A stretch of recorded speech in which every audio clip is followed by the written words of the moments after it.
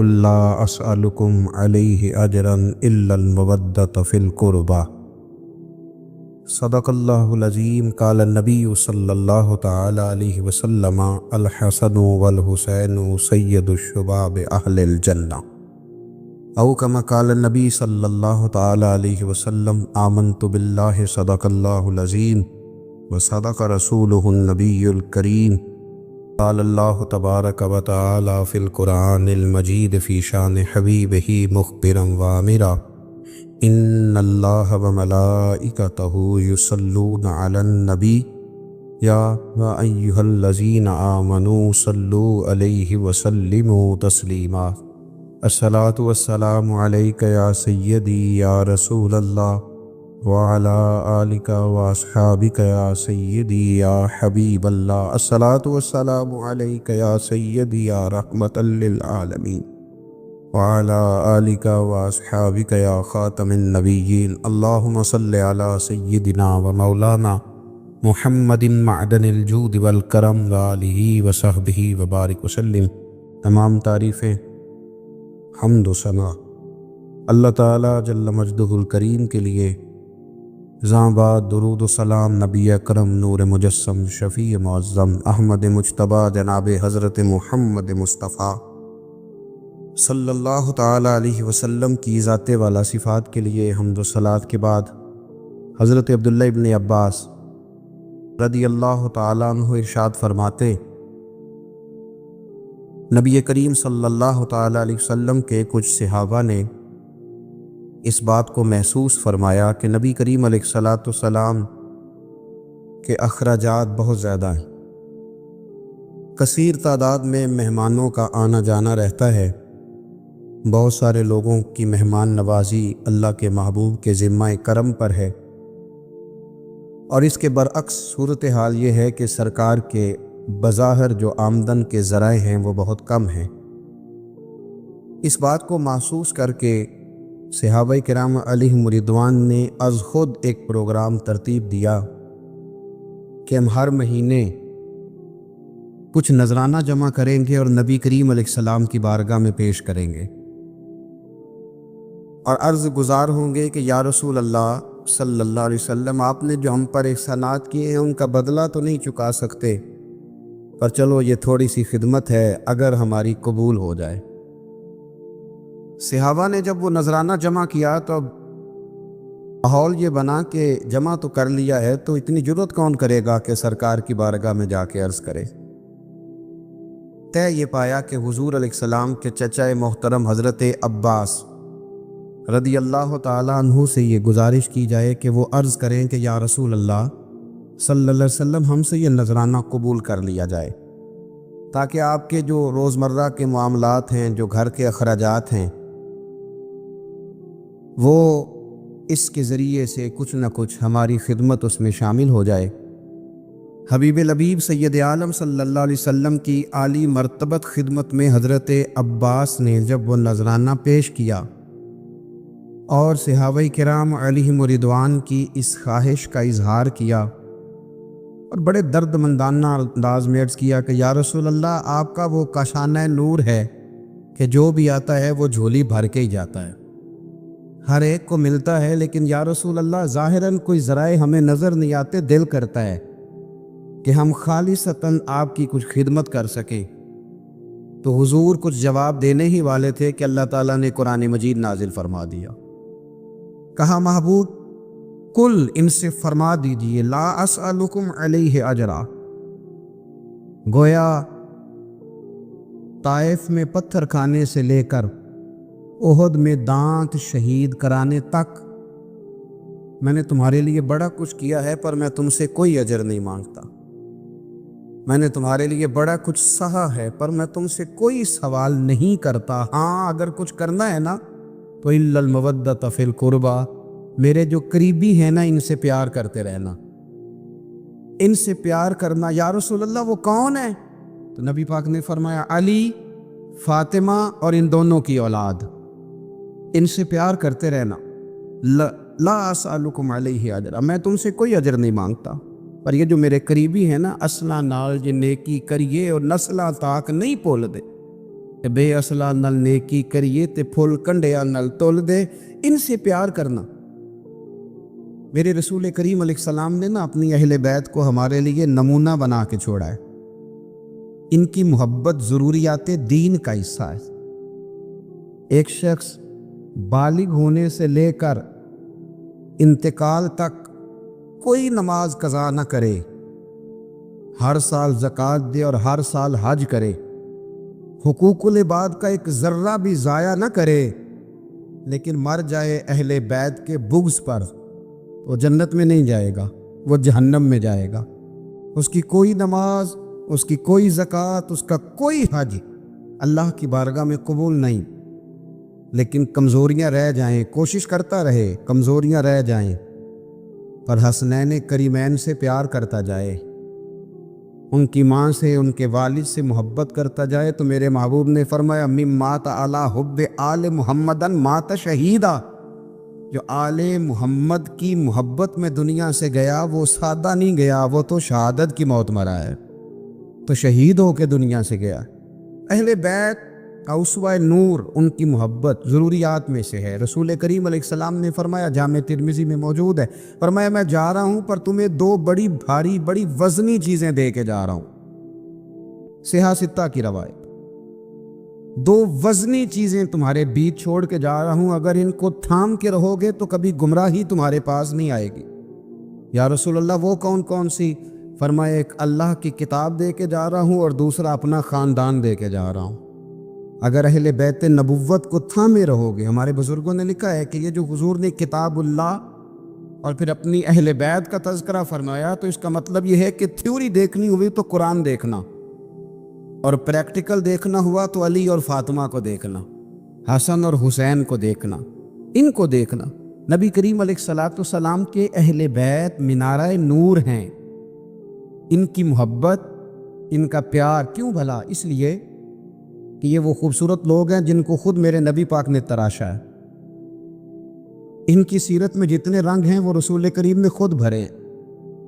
ان کی ایک ایک بات کا خیال نبی پاک نے رکھا ہے، حضور نے از خود انہیں اپنی صحبت عطا کی ہے۔ زیادہ دور نہیں تھا، سیدہ فاطمہ کا گھر مسجد نبوی کے ساتھ تھا، اللہ کے رسول دن میں 2 دفعہ جایا کرتے تھے۔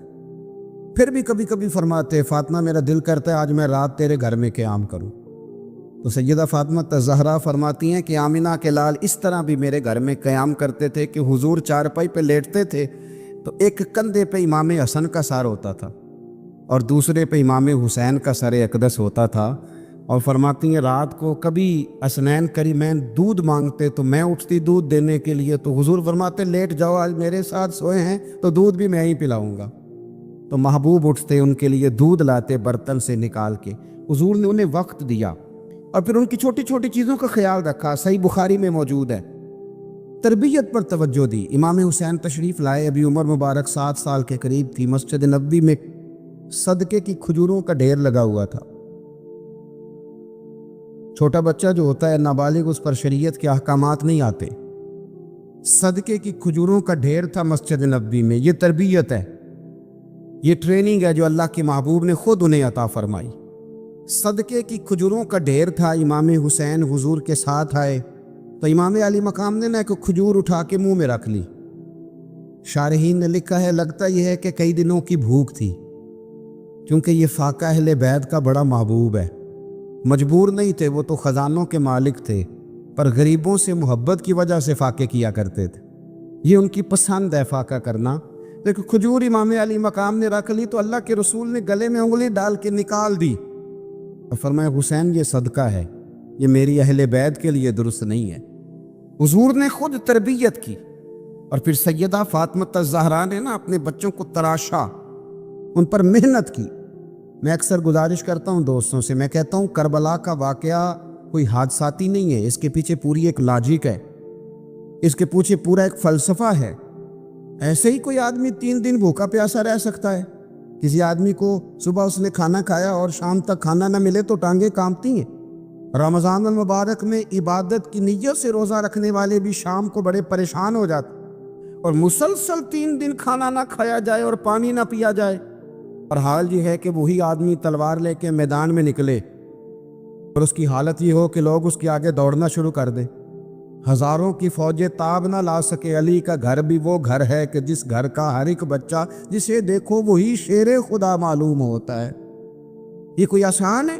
اس کے پیچھے پوری ایک اس کے پیچھے فلسفہ ہے۔ امام راضی کی تفسیر کبیر دیکھیے گا، امام راضی کہتے ہیں کہ سیدہ فاطمہ الزہرا رضی اللہ تعالیٰ عنہ کے دونوں شہزادے حسنین کریمین بیمار ہو گئے تو سیدہ نے منت مانگی کہ بچوں کو شفا ہوگی تو 3 روزے رکھوں گی۔ شفا ہو گئی، روزے بھی رکھ لیے۔ اور جب مولا علی شیر خدا روزہ رکھنے کے لیے بیدار ہوئے، سیدہ فاطمہ الزہرا بیدار ہوئی تو امام حسن اور حسین بھی اٹھ گئے، 7-8 سال کی عمر، اماں جی ہم نے بھی رکھنا ہے۔ صبح کھجور اور دودھ سے روزہ رکھ لیا گیا۔ عین افطاری کے وقت مولا علی کہتے ہیں فاقے چل رہے تھے، کہیں سے میں جاؤں لایا تھوڑے سے، سیدہ فاطمہ الزہرا نے پیس کر روٹیاں پکائیں۔ وہ وقت جو بڑا مشکل ہوتا ہے افطار کا، کہتے ہیں اس وقت جب کھانے کے لیے بالکل ہاتھ آگے بڑھنے لگے اور امید تھی کہ ابھی سیدنا بلال اللہ اکبر کہیں گے تو روزہ کھلے گا، لیکن ابھی چند ہی منٹ رہتے تھے کہ دروازے پر ایک فقیر نے صدا دی، کہنے لگا سارے مدینے کے دروازے کھٹکھٹا آیا ہوں، قحط ہے، فاقہ ہے، اے رسول اللہ کے خاندان والو، میں یتیم ہوں، کسی نے بتایا ہے کہ اور کوئی دروازہ کھلے نہ کھلے سیدہ کا دروازہ تیرے لیے ضرور کھلے گا، کیا یتیم کو روٹی ملے گی؟ تو حضرت مولا علی نے بچوں کی طرف دیکھا ہی تھا کہ امام حسن ساری روٹیاں جا کے دروازے پہ دے آئے، کھجور اور پانی سے افطار ہو گیا۔ صبح پھر کھجور اور دودھ سے روزہ رکھا۔ امام راضی کہتے ہیں عین وہ وقت جب افطار کا ٹائم آیا تو پھر دروازے پہ کسی نے صدا دی، کہا رسول اللہ کے خاندان والوں میں مسکین ہوں، رات سے روٹی کھائی ہے، نہ صبح کھا سکا نہ دوپہر، کسی نے بتایا ہے کہ اس دروازے سے خالی کوئی نہیں جاتا۔ امام حسن نے پھر سارا لنگر اٹھایا اور پھر جا کے دے دیا۔ تیسرا دن پھر ہوا۔ مجھے لگتا ہے جب افطار کا ٹائم آیا ہوگا نا تو یہ خود ہی سارے دروازے پہ دیکھتے ہوں گے، یہ کوئی آیا نہیں لینے والا ابھی تک، لگتا ہے کہ نظریں دروازے پہ تھیں۔ عین افطار کے وقت 3 روٹیاں جب جاؤں کی پک کے آئی تو ایک بھکاری نے صدا دی، کہنے لگا میں قیدی ہوں، آج ہی قید سے رہائی ملی ہے، پہلے دن کسی کے دروازے پہ صدا ملی ہے، دی ہے روٹی ملے گی۔ امام حسن وہ کھانا دے کے واپس لوٹے، کھجور اور پانی سے افطار ہوا، اور جیسے ہی مسجد نبوی میں تینوں باپ بیٹا نماز پڑھنے گئے تو مولا علی کہتے مجھے بتانا نہیں پڑا، رسول کریم نے میری طرف دیکھ کے فرمایا علی تیرا، فاطمہ کا، حسن اور حسین کا 3 دن والا عمل خدا کو بھی بڑا پسند آیا ہے اور محمد مصطفیٰ کو بھی بڑا پسند آیا، وہ بڑا پسندیدہ عمل۔ میں کہتا ہوں کہ حضرت فاطمہ نے نا ان کی تربیت پہلے ہی کر دی تھی، 3 دن بغیر افطار کے روزہ رکھنے کی، وہ ٹریننگ گھر سے ہو چکی تھی۔ اب میدان کربلا میں 3 دن بھوکا پیاسا رہنا ان کے لیے مشکل نہیں تھا، وہ تو ان بچوں کے لیے مشکل ہوتا ہے جو کھانا دیر سے پکنے سے برتن توڑنے شروع کر دیتے، وہ بچے بلیک میل ہوتے ہیں جن کو ایک وقت ان کے پسند کا کھانا نہ ملے تو وہ گھر میں جو ہے وہ ادھم شروع کر دیتے ہیں، جن کی ماں نے عادت ڈالی ہو کہ بیٹا 3 دن بھوکے پیاسا رہنا ہوا تو رہ لینا، لیکن کسی بھی باطل کے ساتھ کمپرومائز نہ کرنا، ان کے لیے اتنا مشکل نہیں تھا۔ ان کی تربیت ہوئی، ان کی ٹریننگ ہوئی، پھر اللہ نے ان کی سیرت میں رنگ بھرے، ان کے کردار میں حسن آیا، وقار آیا۔ حضرت امیر معاویہ رضی اللہ تعالیٰ عنہ نے ایک شخص کو بھیجا مدینہ منورہ شام سے، تو اس نے کہا میں نے امام حسین سے ملنا ہے، تعارف کیا ہے؟ جناب امیر معاویہ فرمانے لگے مسجد نبوی میں جانا جس کے گرد لوگ سب سے زیادہ ادب سے بیٹھے ہوں اور جس کی باتیں سب سے زیادہ میٹھی ہوں اور جس کی نظریں سب سے زیادہ جھکی ہوں اور جس کے چہرے پر تمہیں سب سے زیادہ وقار نظر آئے وہی علی کے بیٹے حسین ہوں گے۔ جو سب سے زیادہ تمہیں وہاں ماحول کے اندر جو شخص نظر آئے پوچھنے کی ضرورت نہیں پڑے گی، وہ شخص کہتا میں مدینے آیا تو میں نے واقعی ایک شخص کو دیکھا، شہد کے گرد مکھیوں کا اتنا ہجوم نہیں ہوتا جتنا امام حسین کے گرد رسول اللہ کے غلاموں کا ہجوم تھا، لیکن نظریں جھکی ہوئی، باتیں میٹھی، لہجہ گداز، لفظوں میں رانائی، اور لوگ کئی باتیں پوچھتے تو علی کے اور لوگ کئی باتیں پوچھتے تو علی کے صاحبزادے ایک آدھ جملہ بولتے تو لگتا یہ کہ وہ جملہ سیدھا دل میں اترتا چلا جاتا ہے۔ امام علی مقام کے کردار میں نا کچھ باتیں بڑی زیادہ تھیں، بہت زیادہ تھیں، بڑا حسن تھا۔ ایک بات تو یہ تھی، امام حسین رضی اللہ تعالیٰ عنہ کا علم و فضل بڑا کمال کا تھا۔ ایک دفعہ صحابہ میں مسئلہ بن گیا کہ بچہ پیدا ہوتا ہے تو اس کا وظیفہ کیسے لگانا ہے۔ امام حسین کا علم و فضل بتا رہا ہوں، علم و فضل، تو بات بڑی پیچیدہ ہو گئی۔ حضرت عبداللہ ابن زبیر کے پاس لوگ آئے، کہنے لگے کہ آپ بڑے صاحب علم و فضل ہیں، آپ نے حضور علیہ الصلوۃ والسلام کے ساتھ وقت گزارا ہے، تو مسئلے کو حل کریں کہ بچہ پیدا ہونے کے بعد حکومت اگر وظیفہ لگائے گی تو کب لگائے گی۔ جب بحث طول پکڑ گئی، مسئلہ حل نہیں ہوتا تھا، تو حضرت عبداللہ ابن زبیر کہنے لگے ہم سے نہیں حل ہوگا، ایک بندہ ہے جس کے سینے میں رسول اللہ صلی اللہ تعالیٰ علیہ وسلم کے نور نبوت کا فیضان ہے، وہ یہ مسئلہ حل کریں گے۔ تو کہا وہ کون سے؟ آپ فرمانے لگے جب ہم سے مسائل حل نہیں ہوتے تو ہم ان کے علم سے فائدہ اٹھاتے ہیں۔ کہا کون ہے؟ کہا جناب امام حسین۔ تو لوگ حضرت امام حسین کے پاس گئے، کہ حضرت یہ ایک مسئلہ الجھ گیا ہے کہ بچہ پیدا ہو تو وظیفہ کب لگانا ہے۔ فرمایا الجھنے والی بات ہی کوئی نہیں، پیدا ہونے کے بعد جب وہ پہلی دفعہ آواز نکالے تو اس کا وظیفہ لگا دو۔ اس کا مطلب یہ ہے کہ وہ دنیا میں آ گیا ہے، اس نے اپنے آنے کا اظہار کر دیا ہے، اعلان کر دیا ہے، اب اس کا وظیفہ لگا دو۔ تو اس پر پھر صحابہ کا اتفاق ہو گیا۔ امام حسین کے علم سے، فضل سے لوگ فیض اٹھاتے تھے۔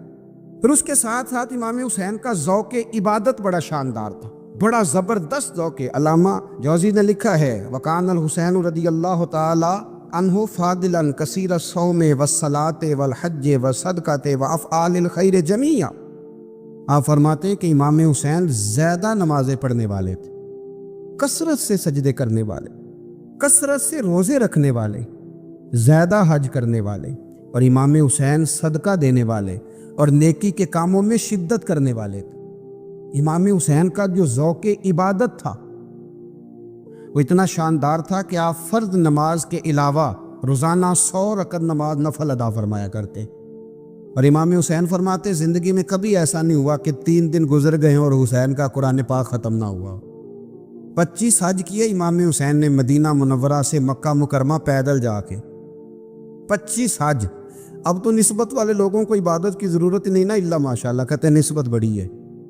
بھئی جن کی نسبت اتنی خاص تھی کہ حضور نے فرمایا یہ فاطمہ کے نہیں میرے بیٹے ہیں، ان کا تو حال یہ ہے کہ فرض کے علاوہ 100 نفل، 3 دن سے پہلے ختم قرآن پاک، 25 حج فرمائے، تو وہ کس نسبت کی بات کرتا ہے؟ یہ نسبتیں تو ہیں جو انسان کو عبادت کے قریب کرتی ہیں۔ لوگوں نے معیار ہی بدل دیا ہے۔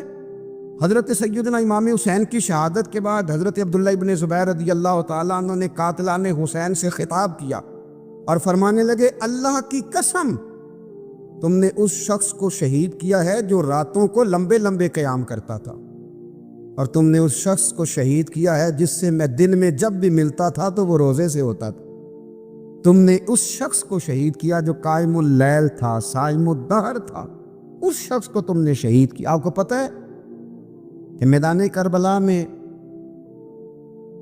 جب 9 محرم کو ابن سعد نے امام حسین سے کہا کہ جنگ کرو، اگر یزید کی بیعت نہیں کرنی، تو امام حسین نے فرمایا 1 رات کی مہلت دے دو، 1 رات کی مہلت دے دو۔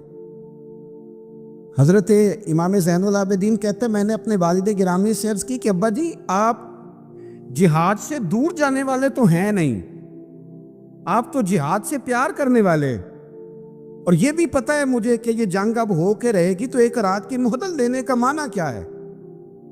بھئی کل بھی لڑنا ہے اور رات بھی لڑنا ہے، تو ابا جی 1 رات کی مہلت۔ تو سیدنا امام حسین رضی اللہ تعالیٰ عنہ فرمانے لگے بیٹا رات کی مہلت اس لیے لی ہے کہ میں آج رات کھل کے اپنے رب کی عبادت کر لوں، میں استغفار کر لوں، میں لمبے سجدے کروں۔ اور کہا زین العابدین تو جانتا ہے نا کہ مجھے نماز سے، تلاوت سے، دعا سے اور استغفار سے بڑا پیار ہے۔ نماز سے مجھے پیار ہے، دعا سے مجھے پیار ہے، استغفار سے مجھے پیار ہے۔ فرمایا بیٹا میں نے اس لیے نہیں کہ میں چاہتا ہوں 1 رات اور دنیا میں رہوں، تو امام زین العابدین فرماتے امام علی مقام نے سجدے پہلے بھی بڑے کیے، پر 9-10 کی درمیانی رات جو ان کے سجدے تھے وہ میں نے کبھی نہیں دیکھے۔ فرماتے ہیں تیمم کے ساتھ وہ رات کی جو عبادتوں کا رنگ تھا وہ میں نے کبھی نہیں دیکھا۔ امام علی مقام کا عبادت کا ذوق تھا، شوق تھا، لذت تھی۔ آپ یقین کریں ایسے ایسے عجیب بہانے ہم لوگوں کہتے ہیں میرا نماز میں دل نہیں لگتا، تو میں کہتا ہوں تیرا گپ شپ میں کس طرح لگتا ہے، تیرا موبائل پہ کیسے لگتا ہے بھائی؟ یہ تو بھئی ذوق کی بات ہے۔ امام حسین کہتے ہیں مجھے قرآن پاک سے پیار ہے، مجھے تلاوت سے پیار ہے، مجھے دعا سے پیار ہے، مجھے استغفار سے پیار۔ بھئی جس کو جس چیز سے پیار ہوگا دل لگ جائے گا۔ ہم نے کبھی پیار کیا ہی نہیں اس سے، جن چیزوں سے پیار ہے وہاں دل لگ جاتا ہے۔ یہ ایک بہانہ ہے، ورنہ کثرت سے عبادت کرنا، ذوق پیدا کرنا، یہ تو اہل اللہ کا طریقہ ہے۔ والذین یبیتون لربہم سجدا وقیاما، رب کے بندوں کی علامت یہ ہے کہ وہ راتیں سجدے اور قیام میں گزار دیتے ہیں۔ تو امام حسین کی سیرت کا کمال ہے کہ ذوق عبادت رکھتے تھے۔ دوسری بات جو امام علی مقام کی سیرت میں بڑی شاندار ہے وہ یہ ہے کہ سخی بڑے تھے۔ ایک قول سنانا ہے آپ کو امام حسین کا، اور خواہش میری یہ ہے کہ میرے حاضرین اور ناظرین اس قول کو رٹا لگا کے یاد کریں، اس قول کو انشاءاللہ۔ یہ قول جو امام حسین کا ہے نا جی، یہ جس دن مجھے ملا تھا نا تو میں نے بھی رٹا لگا کے یاد کیا تھا، اور میرے پاس جتنی ڈائریاں ہیں شاید میں نے سب میں لکھا ہے۔ امام علی مقام رضی اللہ تعالیٰ عنہ فرماتے تھے اللہ کی رضا کے لیے کسی شخص کی ایک حاجت پوری کر دینا 1 مہینہ مسجد میں اعتکاف کرنے سے زیادہ درجہ رکھتا ہے۔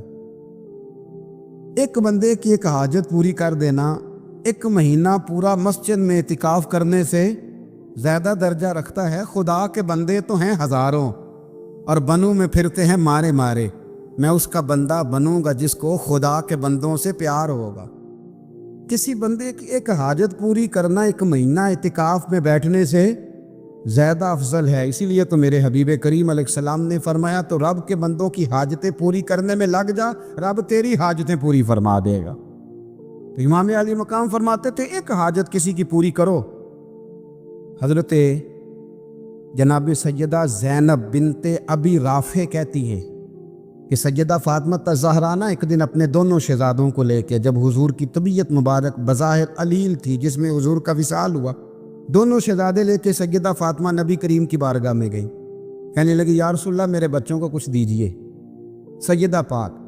تو حضور اٹھ کے بیٹھ گئے، اس کندھے سے امام حسن کو لگایا اور اس سے امام حسین کو لگایا، اور فرمایا فاطمہ کہ جو میرا حسن ہے نا اس کو میں اپنی ہیبت اور سرداری دیتا ہوں، اور فرمایا یہ جو میرا حسین ہے نا حسین کو میں اپنی جرت اور سخاوت دیتا ہوں۔ میرا حسین جرت مند ہوگا اور سخی ہوگا۔ داتا گانج بخش علی حجویری، امام الاولیاء، سید الاصفیاء، داتا صاحب کشف المعجوب میں فرماتے ایک دن نا امام حسین کے پاس ایک شخص آیا بڑی دور سے کچھ مانگنے کا، حضور کچھ دیجئے۔ وہ شخص کہتا ہے کہ میرا ظرف یہ تھا کہ 4-5 دینار ملیں گے۔ تو امام حسین فرمانے لگے تھوڑی دیر بیٹھ جا، رزق آ رہا ہے۔ تو امام حسین کو حکومت وقت کی طرف سے نا 5 تھیلیاں ملی، جس میں ایک تھیلی میں 500 اشرفیاں تھیں۔ 5 تھیلیاں آئیں، لیکن اس کو آنے میں نا ذرا دیر ہو گئی۔ وہ 5 تھیلیاں جب آئی نا تو امام حسین اس کی طرف 5 تھیلیاں بڑھا کے نا، ذرا دیکھنا میری طرف غور سے، 5 تھیلیاں بڑھا کے نا تو فرمانے لگے میاں اتنا تجھے انتظار کرایا ہے نا، اتنی ہم تیری حاجت پوری نہیں کر سکے، تو یہ نہ محسوس کرنا کہ حسین کے دروازے پہ بیٹھا بھی رہا ہوں تو ملا کیا ہے، یہ نہ محسوس کرنا۔ وہ شخص کہتا ہے جب میں نے وہ تھیلیاں کھولی اور پھر میری نظر امام حسین پہ پڑی تو میرے اندر سے آواز آئی اگر حسین ابن علی اتنے سخی ہیں تو محمد عربی کتنے سخی ہوں۔ اگر یہ معیار ان کا ہے، ان کا یہ معیار ہے، اور خود بھیک دیں خود ہی کہیں منگتے کا بھلا ہو، خود کہنے لگے جتنا انتظار کرایا ہے اتنی تیری مدد کر سکے۔ یہ سخاوت کا معیار تھا، یہ طریقہ تھا۔ ایک دفعہ سیدنا امام حسین رضی اللہ تعالیٰ عنہ کے گھر کے اندر نا 5000 دینار آئے، مسجد میں تھے، آپ کو 5000 دینار ملے تو امام زین العابدین کہتے ہیں کہ مسجد سے لے کر گھر آنے تک امام حسین نے 5 کے 5000 اللہ کے رستے میں خیرات کر دی۔ فرماتے میں نے کہا ابا جی 5 دینار کی گھر میں ضرورت تھی، مالاں والے سخی نہیں ہوندے تے سخیاں کول مال نہیں ہوندا، ایتھے اوتھے دوویں جہانی سخی کنگال نہیں ہوندا۔ کہا ابا جی 5 دینار کی گھر میں ضرورت تھی، تو کہتے ہیں مجھے فرمانے لگے بیٹا یہ جن کو میں نے دیا ہے نا یہ گھر کے لیے ہی دیا ہے، یہ گھر کے لیے ہی دیا ہے، جن کو دیا ہے تمہارا کیا خیال ہے یہ باہر خرچ ہوا ہے؟ یہ گھر کے لیے ہی ہے، اس لیے کہ جب انسان دوسروں پر شفقت کرتا ہے تو اللہ اس کے گھر پہ رحمت فرماتا ہے۔ امام حسین کے مزاج میں پہلی بات میں نے ذوق عبادت کی عرض کی، دوسری بات عرض کر رہا ہوں کہ صحابہ حضرت اسامہ بن زید بڑے پیارے ہیں میرے نبی کریم کے، بڑے پیارے۔ حضرت اسامہ بن زید کے بارے میں سیدہ عائشہ صدیقہ فرماتی ہیں ان کے ناک سے اگر ریٹھ نکلتی تھی تو اللہ کے رسول اپنے دستے مبارک سے صاف کر دیتے تھے، اور سرکار فرماتے تھے کہ اگر اسامہ لڑکی ہوتا نا، ان کے غلام کے بیٹے تھے حضرت زید بن اگر یہ لڑکی ہوتا میں اسے زیور پہناتا۔ بڑے پیارے تھے، لیکن جب ان کا آخری وقت آیا نا تو 60,000 دینار کا قرضہ تھا، رشتہ داروں سے کہا، دوستوں سے کہا، یاروں سے کہا، اور قرض ادا نہیں ہو رہا تھا۔ حضرت اسامہ بن زید کہتے ہیں بڑا پریشان تھا۔ جب حد ہو گئی نا تو حضرت اسامہ بن زید فرمانے لگے جاؤ کوئی حسین ابن علی کو خبر کرو، ان سے کہو میں نا غلام ہوں آپ کے نانا کا، اور مقروض دنیا سے چلا گیا تو کیا بنے گا۔ امام حسین کو خبر ملی تو دوڑے آئے۔ لاجپال اس پیر کو نہیں کہتے جو تگڑا نذرانہ لے کے تو ماتھا چوم لے، لاجپال تو اس کو کہتے ہیں کہ جب ضرورت پڑے تو وہ سر پہ موجود ہو۔ حضرت سیدنا امام حسین تشریف لائے تو جناب اسامہ بن زید رو پڑے، کہنے لگے حضور میں نے نا غلامی کی ہے آپ کے نانا کی، اور اس غلامی پہ ناز ہے، اب 60,000 دینار کا قرضہ لے کے دنیا سے جاؤں گا تو میری قبر پہ بوجھ رہے گا۔ امام حسین خادم کو بھی کہہ سکتے تھے جاؤ گھر پیسے پڑے ہیں لے آؤ، امام حسین خود گئے، چادر روڑ کے تو اس کی اوٹ میں بکل میں 60,000 دینار چھپا کے لائے، اور جناب اسامہ بن زید کے سامنے رکھ کے کہنے لگے اسامہ یار پیسے رات کو ہی آئے تھے، میں سوچ رہا تھا مجھے تو ضرورت نہیں، اللہ نے کس کا نصیب میرے گھر میں بھیج دیا ہے، مجھے تو حاجت ہی نہیں تھی، اب پتہ چلا پیسے تیرے تھے، اللہ نے حسین کی ڈیوٹی لگائی ہے کہ جا کے دے آ۔ حضرت اسامہ بن زید رو پڑے، فرمانے لگے اللہ آپ کو بہترین صلہ عطا فرمائے، یہ معیار تھا۔ اور پھر تیسری بات یہ کہ دل کے بڑے صاف تھے، دل بدستاور کے حج اکبر است، از ہزاراں کعبہ یک دل بہتر است۔ شیخ سعدی کہتے ہیں کہ درویش کہتے ہیں کہ کسی کا دل رکھ لینا نا، دل راضی کر دینا کعبے کا 1000 بار حج کرنے سے بہتر ہے۔ دل بدستاور کے حج اکبر است، کسی کا دل راضی کرنا حج اکبر ہے۔ امام بڑا ہی پیار کرتے تھے، گھوڑے پہ جا رہے تھے، کچھ فقیر غریب لوگ بیٹھ کے روٹی کھا رہے تھے، کہاں رہے تھے؟ سڑک کے کنارے۔ تو امام زین العابدین فرماتے ہیں کہ جب امام حسین گزرے تو انہوں نے آواز دی حضور دل کرتا ہے ہمارے ساتھ بیٹھ کے روٹی کھائیں، کائنات کے مالک و مختار کے نواسے اور دنیا کے سب سے بڑے شہزادے گھوڑے سے اترے اور غریبوں کے ساتھ سڑک پہ بیٹھ گئے، روٹی کھانے لگے اور دیر تک کھاتے رہے، اور جب فارغ ہو گئے تو فرمانے لگے کھانے کی ضرورت بھی نہیں تھی، حاجت بھی نہیں تھی، پر تم نے آواز دی تو دل رکھنے کو بیٹھ گیا تھا، اگر اجازت دے تو چلا جاؤں۔ یہ مزاج تھا، یہ طبیعت تھی۔